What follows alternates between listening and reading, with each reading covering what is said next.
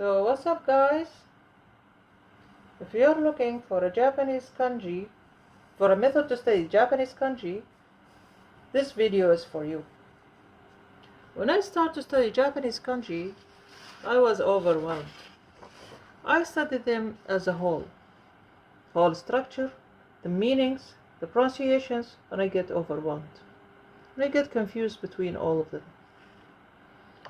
So I decided to do a very simple method. A visual recognition of kanji's parts using highlight. So for example, I opened my Japanese textbook. Any Japanese textbook you have, just use it.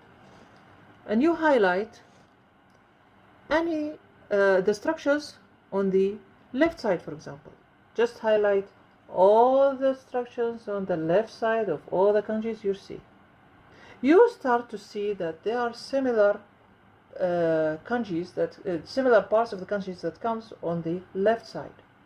You start to recognize them easier.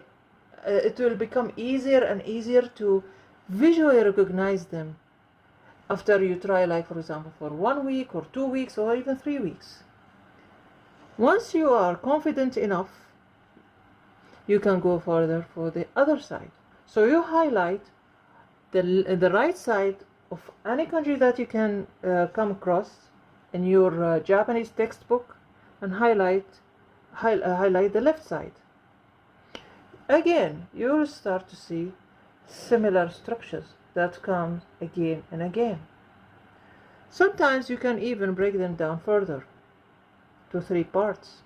Some kanjis, they break only to 2 parts. Some kanjis, they break to 3 parts. So you just focus on the part. You don't focus on the whole kanjis. You're trying to develop a visual recognition skills of kanji's parts. Once you are done with this side, you can go further to the corner side, for example. There are many sides actually. There are top, bottom, sides, corner sides, right and left. In this case, you have the corner side. If you can notice, the corner sides here are very similar. So you really have to develop a visual recognition skill, because once you start writing, you have to know which one you are going to choose, which one you are going to write, because kanji has meanings. This has meaning and this has meaning. You can't mix them up.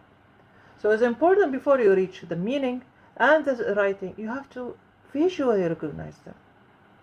Practice using the highlights in your textbook, in your Japanese textbook.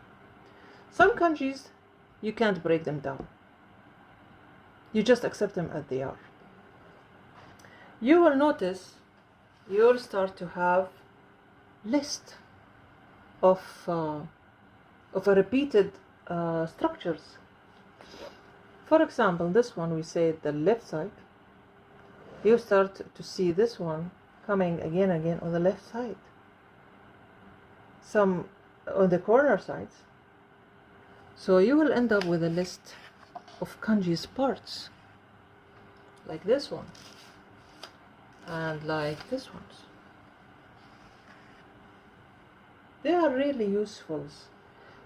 Once you start to visually recognize them, you will start to focus on every kanjis. They will not be overwhelming to you anymore. And here, in the end, I made this card sheet. What do I mean by that? In this card sheet, I wrote the kanjis, the parts of the kanjis, and I highlighted them.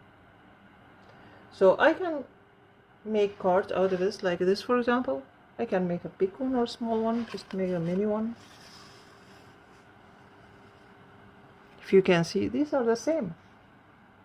You just flip them, close them. So if I would like to remember what was on the, as a memory tool, what was on the right side? What was on the right side? I try to remember.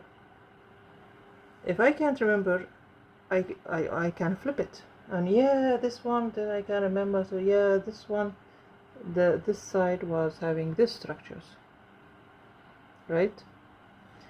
Let's say I would like to just see what were the parts. What were the parts? Yeah, I have two parts, and these parts will give me what type of kanjis. Like, you know, a memory hint or a memory tool. It's gonna give me this kanji.